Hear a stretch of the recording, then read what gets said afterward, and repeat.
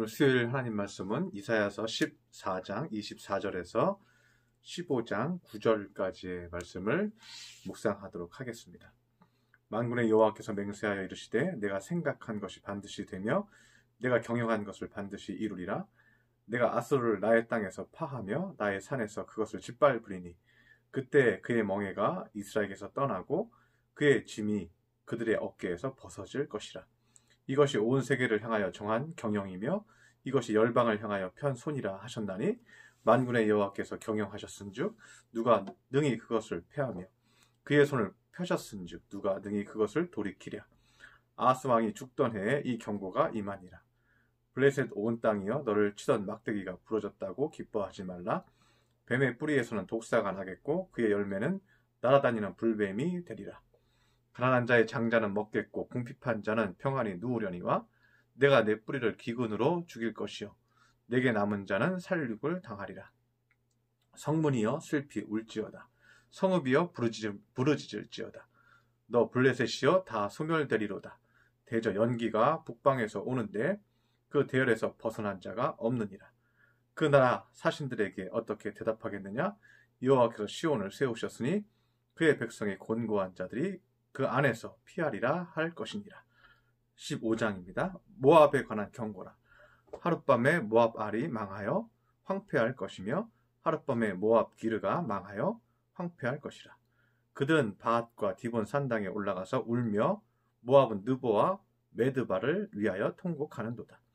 그들이 각각 머리카락을 밀고 각각 수염을 깎았으며 거리에서는 굵은 배로 몸을 동였으며 지붕과 넓은 곳에서는 각기 애통하며 심히 울며 헤스본과 엘르알레는 부르짖으며 그들의 소리는 아하스까지 들리니 그러므로 모압의 군사들이 크게 부르짖으며 그들의 혼이 속에서 떠는도다.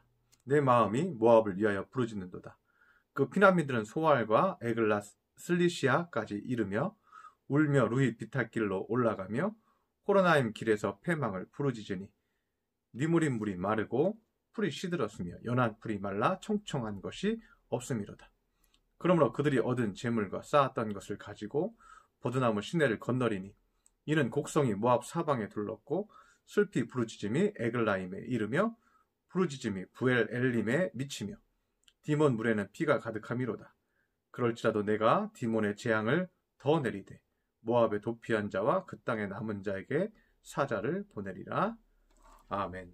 오늘 이사야서 14장 15장까지의 말씀은 후반부 14장 후반부에는 아수르와 블레셋의 멸망에 대해서 예언을 하고 있습니다. 그런데 이 아수르에 대한 멸망은 그들이 우상 숭배와 주변 국가의 우상에 대한 전파 그리고 성적으로 타락한 이 아수르 그러한 죄들을 언급하기보다는 물론 그들의 그러한 우상 숭배의 죄들이 매우 커서 주변 국가들이 이 아수르의 니무롯 신을 나중에 바알 신이 되는데 그 신들을 섬기는데 그 니무롯 신을 전파하는데 가장 큰 역할을 했던 것이 아수르였거든요. 그런데 하나님께서는 거기에 대해서는 그런 큰 언급을 오늘 본문에는 하지 않았고 이 당시에 전혀 망할 것 같지 않았던 이 아수르가 이 강성한 나라가 하나님이 경영하시면 망하게 하실 수 있다는 것을 강조하고 있습니다. 당시 아수르는 주변 국가들을 잘 다스리고 경영하고 식민지를 삼았습니다.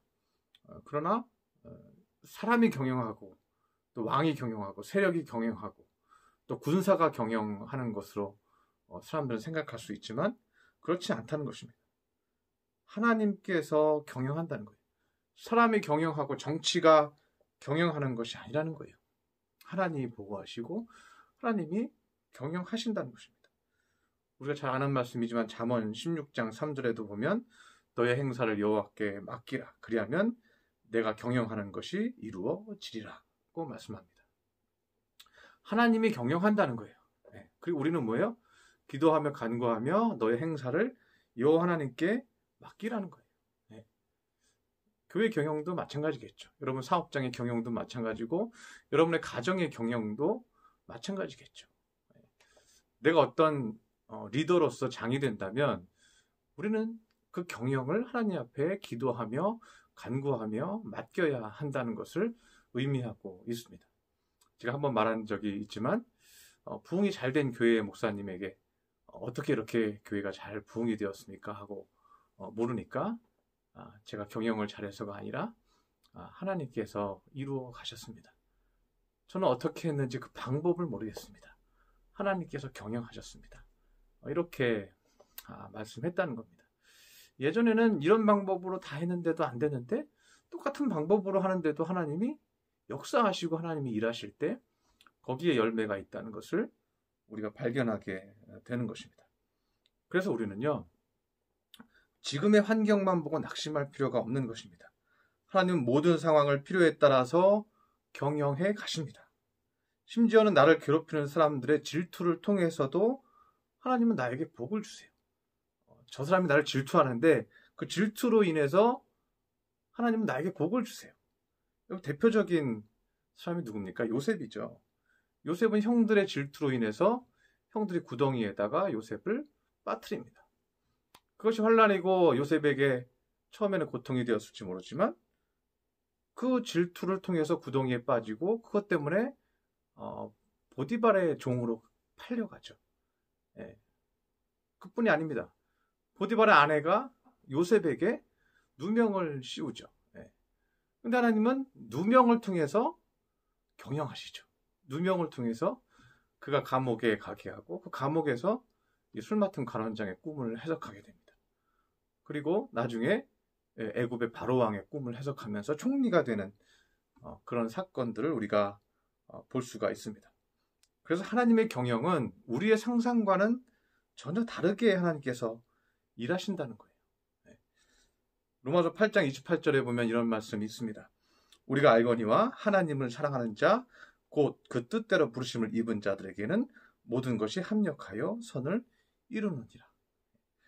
하나님을 사랑하는 자, 우리가 하나님을 깊이 사랑하면, 그리고 그 뜻대로 부르심을 입은 자라면 하나님께서 질투도, 시기도, 누명도, 고난도, 낙심도, 우리에게 벌어지는 수많은 사건들과 일들이 하나님의 경영이라는 거예요.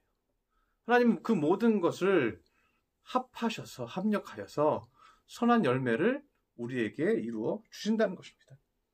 그러니까 모든 부정적인 사건도 하나님의 경영에 포함된다는 거예요. 그래서 14장 24절에서 27절까지의 하나님이 경영하신다는 말씀이요, 3번에 걸쳐서 반복되어 강조하고 있어요. 24절에 이렇게 얘기하죠. 반드시 되면 내가 경영한 것을 반드시 이루리라. 그렇게 얘기하죠.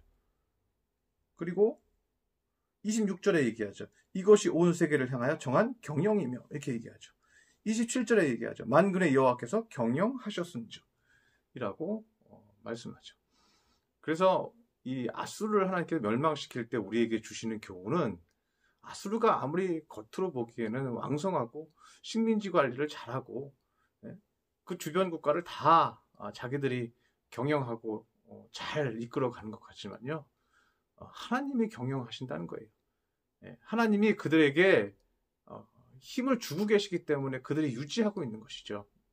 그래서 그 경영의 주인은 하나님임을 말씀하고 있는 것입니다.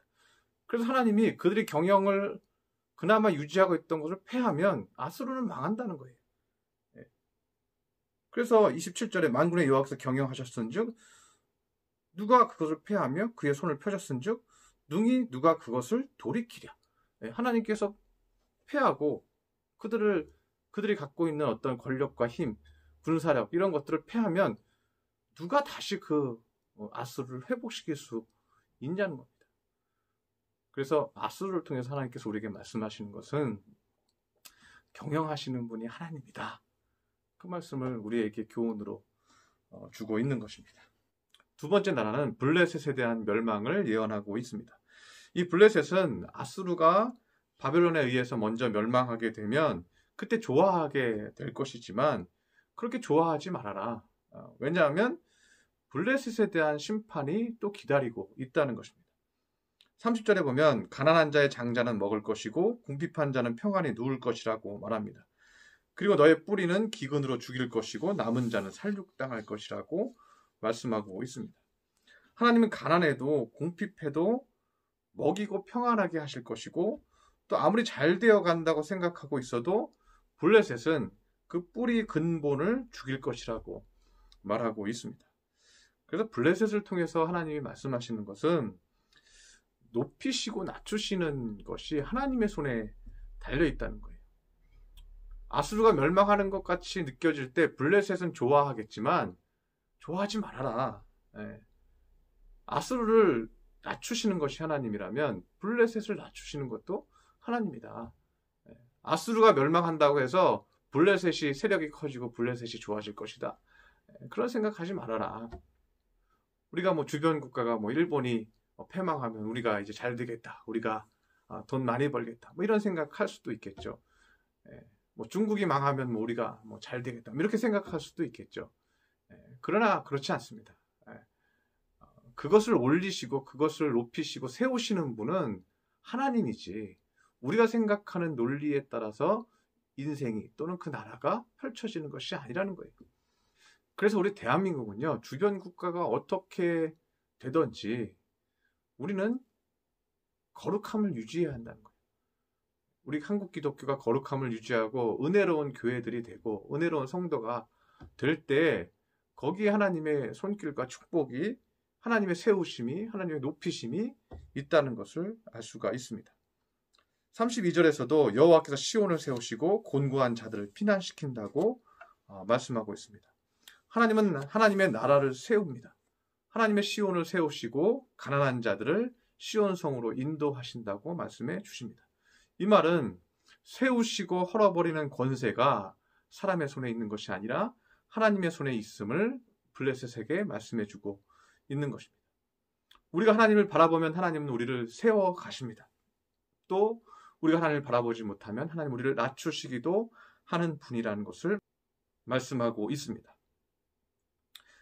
제가 최근에 조지 뮬러의 일기를 읽고 있는데 고아원을 짓기 위해서 하나님께 기도하는 겁니다. 그런데 돈이 너무 없는 거예요. 그러던 중 에스라서를 읽게 됩니다. 근데 에스라서 1장에 보니까 뮬러는 충격을 받게 됩니다. 그 이유는 우상 숭배를 한 고레스 왕이 감동을 받아서 하나님의 감동을 받아서 예루살렘 성전을 신축하는데 필요한 재원을 모두 이 우상 숭배자 고레스 왕이 공급을 했다는 것을 보고 조지 뮬러가 놀라게 됩니다. 하나님께서는 불신자를 통해서도 왕의 마음을 움직여서 일하시는구나. 하나님은 불신자 고레스 왕을 통해서 이스라엘을 회복시켜 주시고 예루살렘 성전을 지으시는구나. 하물며 내가 하나님 앞에 기도하고 하나님이 기뻐하시는 일을 감당한다면 하나님이 누구를 감동시키지 못하겠는가? 다시 기도하자. 다시 주님을 바라보고 이 고아원을 짓는데 하나님이 도와주실 것이라는 믿음으로 다시 기도하자 하고 믿음을 갖고 기도하게 됩니다. 그래서 믿지 않는 사람의 땅을 사는데 그 땅이 고아원의 땅이 평당 200파운드 땅이었다고 합니다. 그런데 그 믿지 않는 사람이 그 땅을 평당 120파운드에 팔게 하십니다. 그래서 총 2,700파운드에 자기가 기도한 지 220일 만에 그 땅을 사게 됩니다. 그리고 그 땅에 고아원을 짓게 됩니다. 우리의 일과 우리의 삶 가운데서도 하나님이 역사하시고 하나님이 일하면 그들이 믿던 믿지 않던 하나님이 세우려고 작정하시면 하나님은 세우신다는 거예요.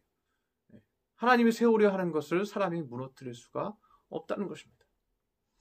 우리가 주님을 온전히 바라보고 주님을 붙들고 주님을 끝까지 의지하면 하나님이 여러분 사업장을 작정하세요. 하나님이 우리의 교회를 작정하세요. 하나님이 우리의 교회를 작정하시는데 누가 방해할 수 있겠습니까? 하나님이 여러분의 가정을 작정하시고 여러분의 자녀를 작정하시면 누가 방해할 수가 있겠습니까?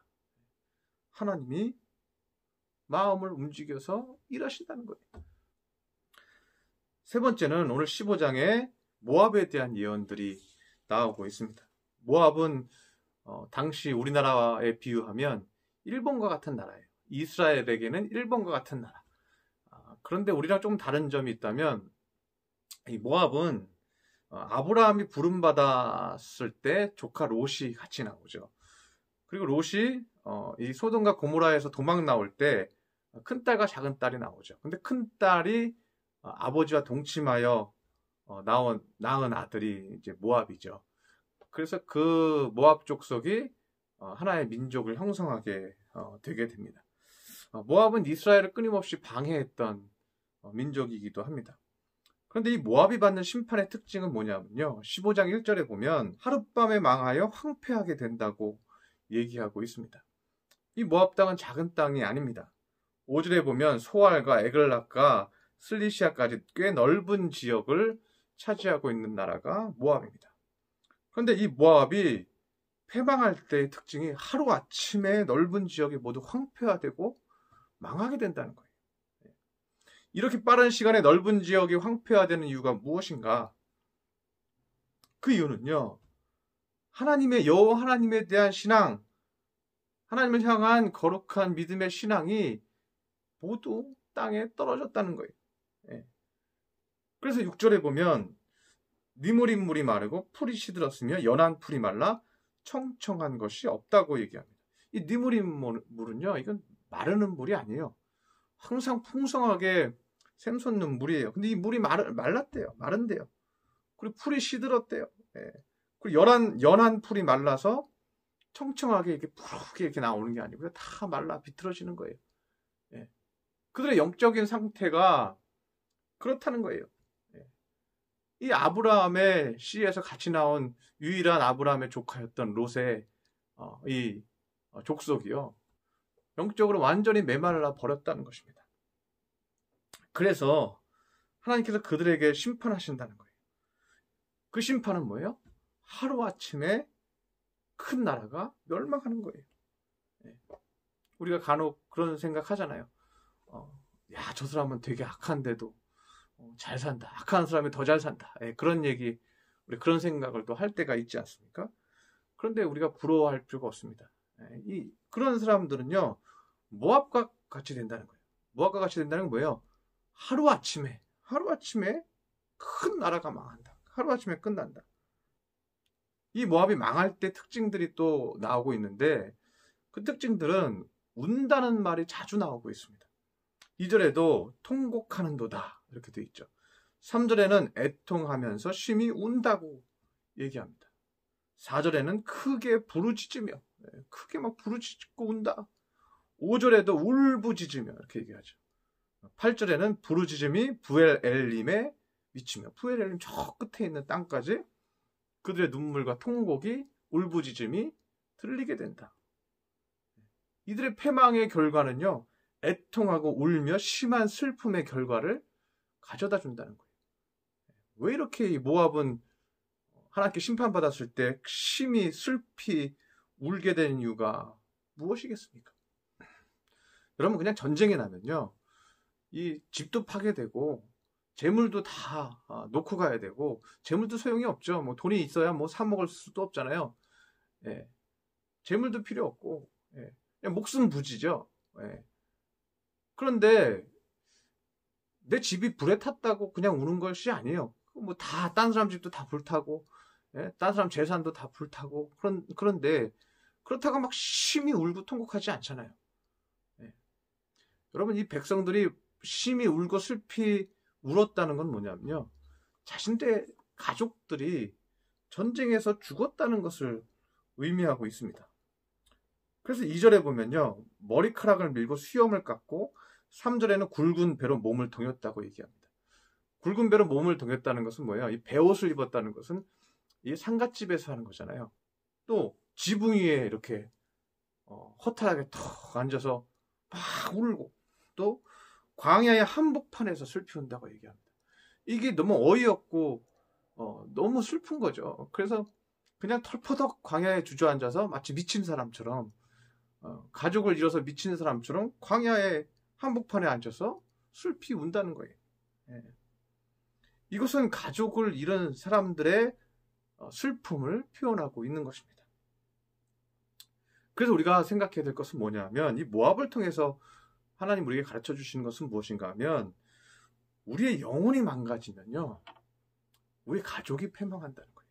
예. 아버지가 노름에 빠지고 아버지가 바람 피우고 아버지가 타락하면 어떻게 돼요? 예. 아버지가 정신 못 차리면 가족이 다 힘들잖아요. 예.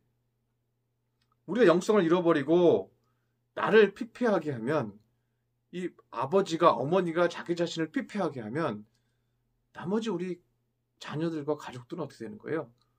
다 피폐해지죠. 예. 다 고통 중에 빠지죠. 지금 미국이 코로나 바이러스가 아주 급하게, 아주 빠르게 확산되고 있습니다. 어제 보니까 미국이 33만 명이 확진자가 나올 거라고 얘기하고 있습니다. 진행이 30만 명, 중증이 8,000명입니다. 중증이 8,000명입니다. 그런데 왜 이런가? 왜 미국이 이런 상태인가? 이유는요, 손 쓸 수 없는 노숙자들이 있다는 거예요. 손 쓸 수 없는 마약 중독자들이 많다는 거예요. 이 사람들은 자기가 정신 차려서요, 마약 중독자들이 스스로 자기의 건강을 챙기고 병원에 가고, 예? 좋은, 예? 그 면역력 좋은 음식을 자기가 먹고 자기 자신을 지키고, 예? 이렇게 하지 않는다는 거예요. 예? 노숙자들도 그냥 병에 걸렸어도요, 그냥 길에서 누워서 자고 자기를 이렇게 영적으로 챙길 수 있는 상태가 아니라는 거예요.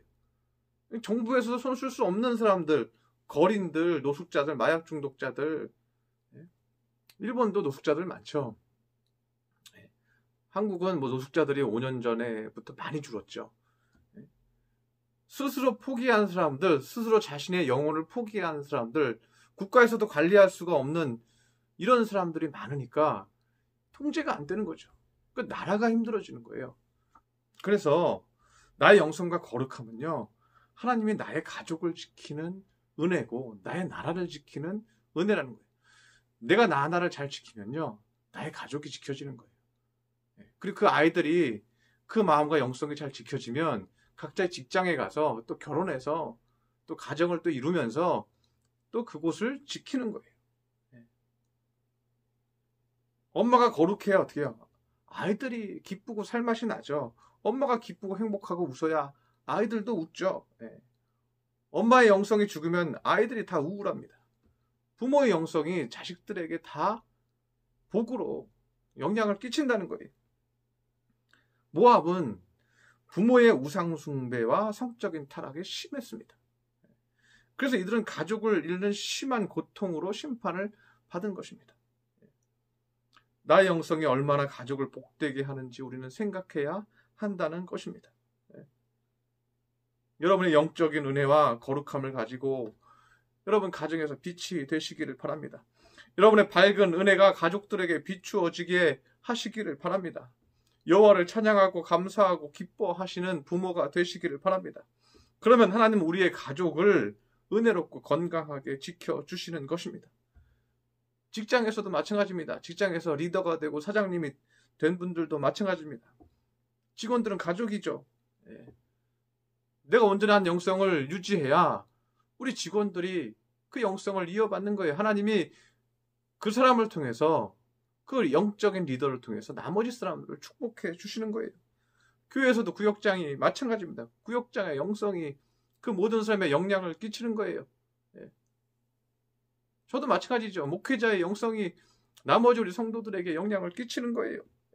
그래서 우리 성도들은 오늘 하루 내가 빛 가운데 은혜롭게 사는 것이 나만 아니라, 나뿐만 아니라 모두에게 복이 된다는 것을 믿으셔야 합니다. 내가 영성을 잘 가지고 거룩하고 기뻐하면서 하나님의 은혜와 말씀을 사모하고 거룩한 기쁨과 찬양 가운데 사는 것이 참으로 소중하고 우리 사회를 지키는, 나의 가정을 지키는 거룩한 기초가 된다는 것입니다. 오늘의 말씀을 정리합니다. 우리가 지금 어려운 환경 가운데 각자의 가정에서 지내고 있지만 여러분 이 세 가지를 기억하시기를 바랍니다. 하나님이 경영하신다는 것, 하나님이 세우시고 높이신다는 것, 그리고 우리가 영성을 유지할 때 하나님이 우리의 주변을 지키신다는 것, 이것을 기억하시고 거룩한 영성으로 사는 하나님의 자녀들이 되시기를 축원합니다. 기도하겠습니다. 할렐루야. 사랑의 하나님 아버지, 오늘 말씀을 통해서 이 새 나라의 심판을 통해서 우리가 귀한 것을 깨닫습니다. 하나님께서 경영하십니다. 하나님께서 이끌어 가십니다. 그것을 믿게 하여 주시옵시고, 우리가 사람 의지하지 않게 하시고 세상 내 능력 의지하지 않게 하여 주옵시고, 하나님이 경영하시니 기도하는 자 되게 하여 주시옵소서. 예수님의 이름으로 기도드렸습니다. 아멘.